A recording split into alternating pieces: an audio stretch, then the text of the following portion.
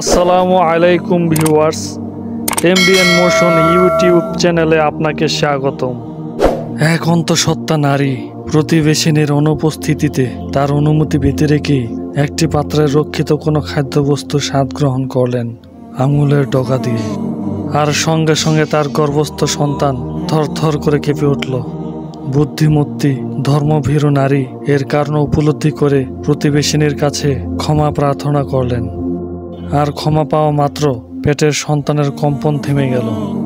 এই গর্ভস্থ সন্তান হলেন পরবর্তীকালের এক বিখ্যাত সাধক হযরত সুফিয়ান সাওরী রহমতুল্লাহি আলাইহি। একদিন মসজিদে ঢোকার সময় ডান পায়ের বদলে তিনি বাম পা বাড়ান, আর সঙ্গে সঙ্গে অদৃশ্য শব্দ শোনা যায়, হে সাওর, তুমি কি করছো? অর্থাৎ তুমি যে বলদের মতোই কাজ করছো, আল্লাহর তরফ থেকে তাকে সম্বোধন করা হয়েছিল বলে তিনি হযরত সুফিয়ান সাওরী রহমতুল্লাহ আলাইহির নামে পরিচিত হয়ে থাকেন। হযরত সুফিয়ান সাওরী রহমতুল্লাহ আলাইহি বলেন, জীবনে আমি এমন কোনো হাদিস শুনিনি যার উপর আমি নিজে আমল করিনি।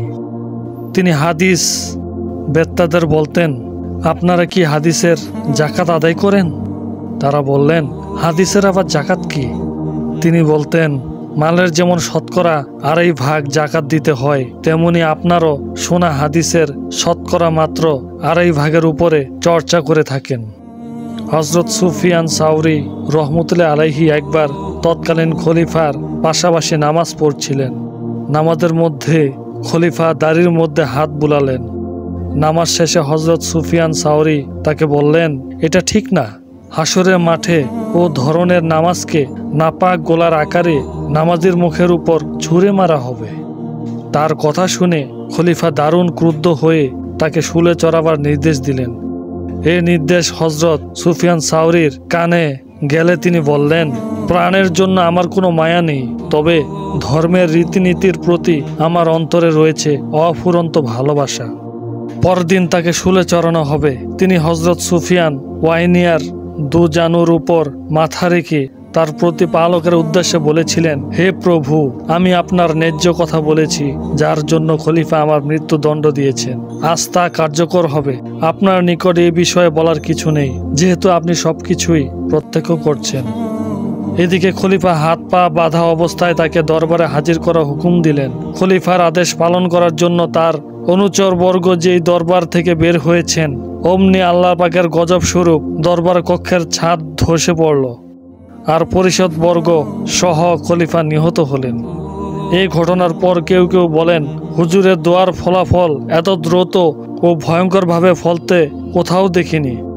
হযরত সুফিয়ান সাওরী রহমতুল্লাহ আলাইহি বলেন, হক কথা বলার জন্যই দোয়ার ফল এতটা তীব্র হয়েছে।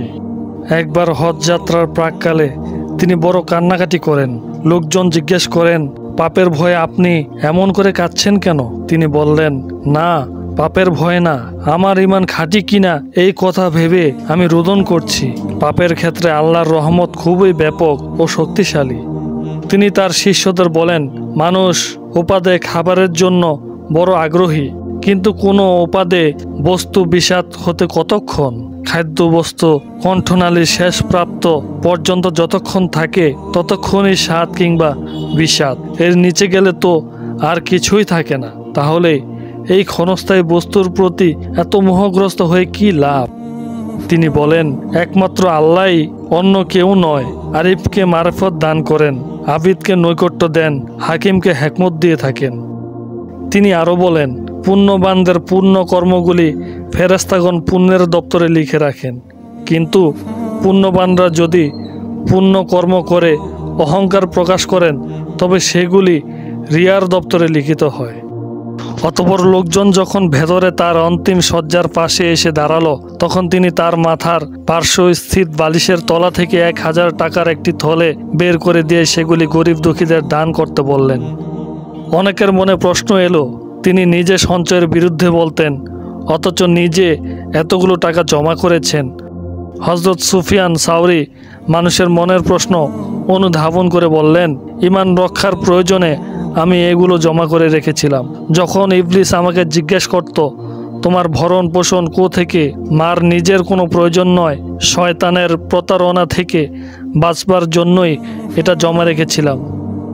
শেষ কথাগুলি শেষবারের মতো উচ্চারণ করে তিনি দুনিয়া ত্যাগ করলেন। আল্লাহ তাআলা আমাদের সকলকে হযরত সুফিয়ান সাওরি রহমতুল্লাহ আলাইহির জীবনের উপর আমল করার তৌফিক দান করুন, আমিন। আজকের সংক্ষিপ্ত আলোচনা এ পর্যন্তই। ভিডিওটি কেমন হলো কমেন্ট করে জানাবেন। সবাই নতুন নতুন ভিডিও পেতে চ্যানেলটি সাবস্ক্রাইব করুন। দেখা হবে নতুন কোনো ভিডিওতে। সবাই ভালো থাকেন, সুস্থ থাকবেন। আসসালামু আলাইকুম ওয়া রাহমাতুল্লাহ।